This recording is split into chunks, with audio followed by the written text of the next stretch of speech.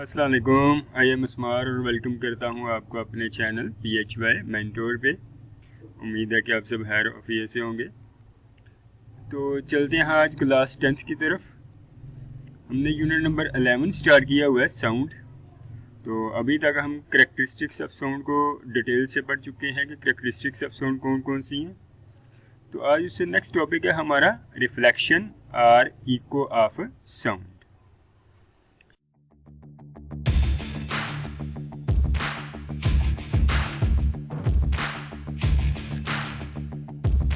आज हम इको के बारे में स्टडी करेंगे कि इको क्या है। इको को उर्दू में बाज़ गश्त या गूंज का नाम दिया गया है।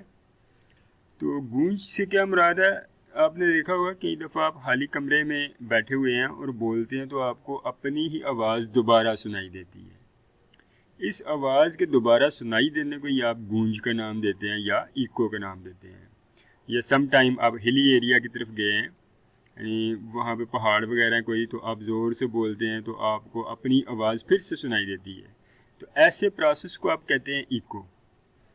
तो इको की थोड़ी हिस्ट्री आपको पता चल दूँ कि इको जो है ना, ये ग्रीक वर्ड था। इको के मीनिंग जो है वो साउंड के ही हैं। तो एक्चुअली इको जो है वो निम्फ एक पहाड़ी का नाम है। उस निम्फ पे जाके एक पर्सन जब भी कोई बात करता है तो उसके लास्ट वर्ड जो हैं वो रिवाइज होते हैं। यानी जब भी वो कुछ बोलते हैं तो उसके जो आखिरी वर्ड हैं वो रिवाइज होते हैं। तो यहीं से इको को जो है वो डिफ़ाइन किया गया, इको के बारे में बताया गया कि इको क्या है, इको कैसे क्रिएट होगी।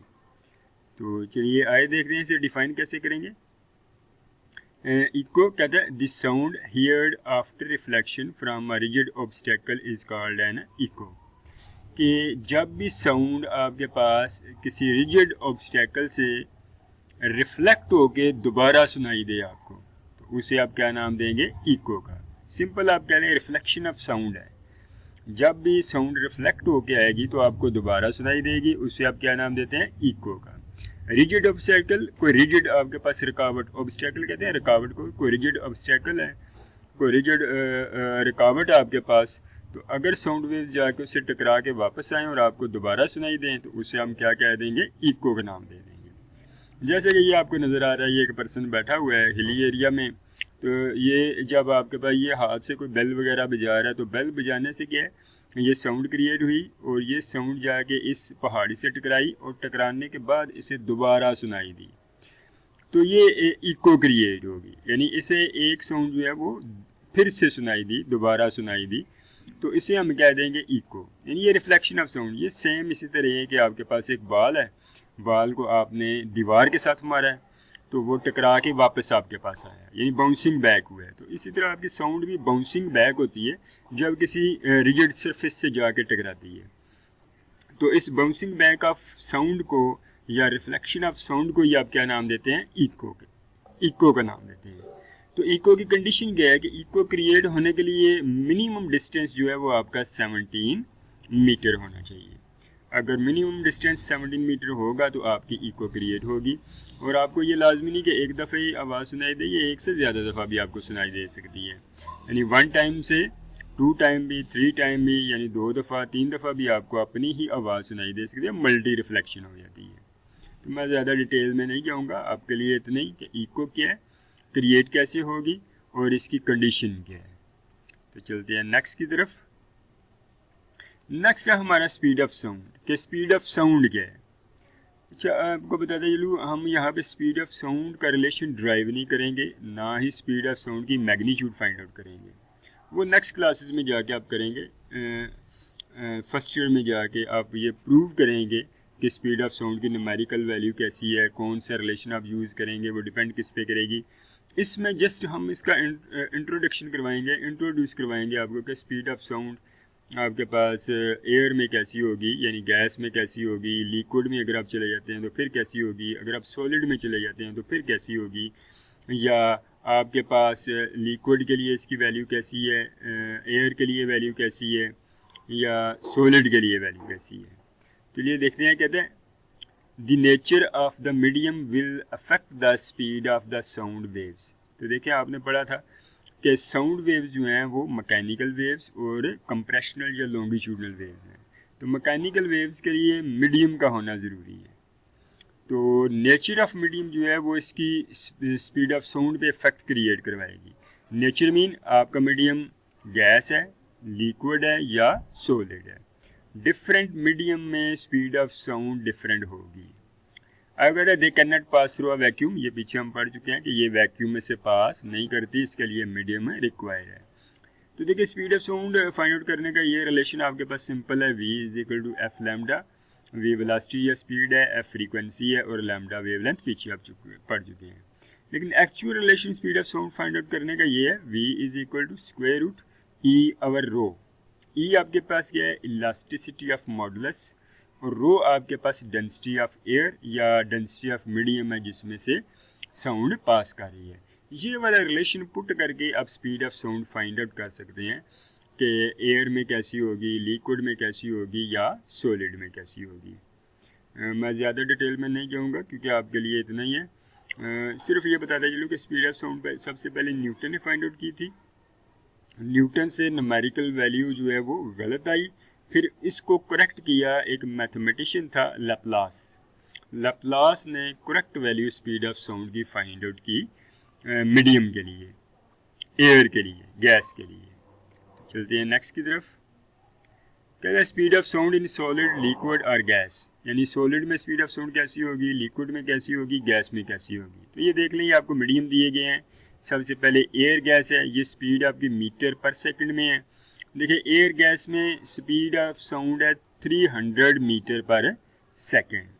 अब वाटर में जाएं तो ये 1500 मीटर पर सेकंड हो जाएगी। आप आयरन यानी सॉलिड में जाएं तो ये 5000 मीटर पर सेकंड हो जाएगी।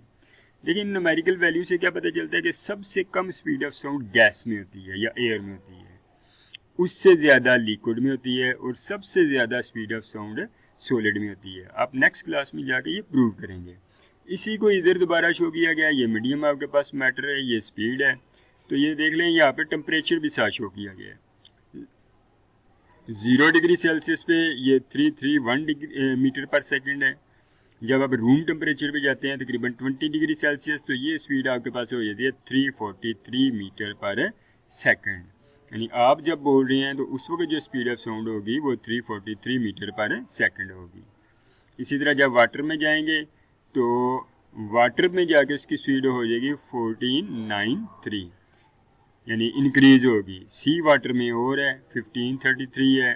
फिर आगे सॉलिड में चले गए, आयरन के लिए आपके पास ये 5130 हो गई, कॉपर के लिए 3560 हो गई, ग्लास के लिए 5640 हो गई। डायमंड में सबसे ज़्यादा थी स्पीड ऑफ साउंड 12000 मीटर पर सेकंड। तो ये देख लें, ये सब रिलेशन ये शो करते हैं कि गैस में या एयर में स्पीड ऑफ साउंड कम होती है एज़ कम्पेयर टू लिक्विड और सॉलिड, जबकि सॉलिड में स्पीड ऑफ साउंड जो है वो सबसे ज़्यादा होती है एज़ कम्पेयर टू लिक्विड और गैस। तो ये बताया गया कितने टाइम ज़्यादा है। तो ये देख ले, लिक्विड में जो स्पीड ऑफ साउंड है वो गैस से तकरीबन 5 टाइम ज़्यादा होती है, 5 गुना ज़्यादा होती है। या मल्टीप्लाई करके देख लें, यानी अगर गैस में 331 है तो लिक्विड के लिए आपके पास 1533 आ गई। इसे आप 5 से मल्टीप्लाई करेंगे तो तकरीबन यही आंसर आएगा। यानी अब ये कहते हैं कि आपके लिक्विड में स्पीड ऑफ साउंड गैस की निस्बत 5 टाइम ज़्यादा। और जब आप सॉलिड में जाते हैं तो सॉलिड में गैस से 15 टाइम ज़्यादा हो जाती है।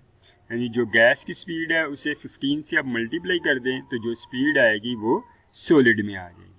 ये बताने का मतलब ये था क्योंकि ये आपका वो MCQs पूछता है पेपर में कि लिक्विड में गैस से कितने टाइम ज़्यादा स्पीड ऑफ साउंड या सॉलिड में गैस से कितने टाइम ज़्यादा स्पीड ऑफ साउंड। तो आइए ये भी देखते हैं हम कि ये डिपेंड किस पे करेगी। कहता है speed of sound changes with changes in temperature और ह्यूमिडिटी। टेम्परेचर या ह्यूमिडिटी, नमी, इससे चेंज होने से स्पीड ऑफ साउंड चेंज हो जाती है। तो क्या कहते हैं temperature, sound travel faster when temperature rises. ये जब आप टेम्परेचर बढ़ाएंगे तो स्पीड ऑफ साउंड ज़्यादा होगी, टेम्परेचर कम करेंगे तो स्पीड ऑफ साउंड कम होगी। ये नेक्स्ट ईयर में आप प्रूव करेंगे, फर्स्ट ईयर में जाके। सेम इसी तरह ह्यूमिडिटी है, कहता है sound travel faster when humidity increases.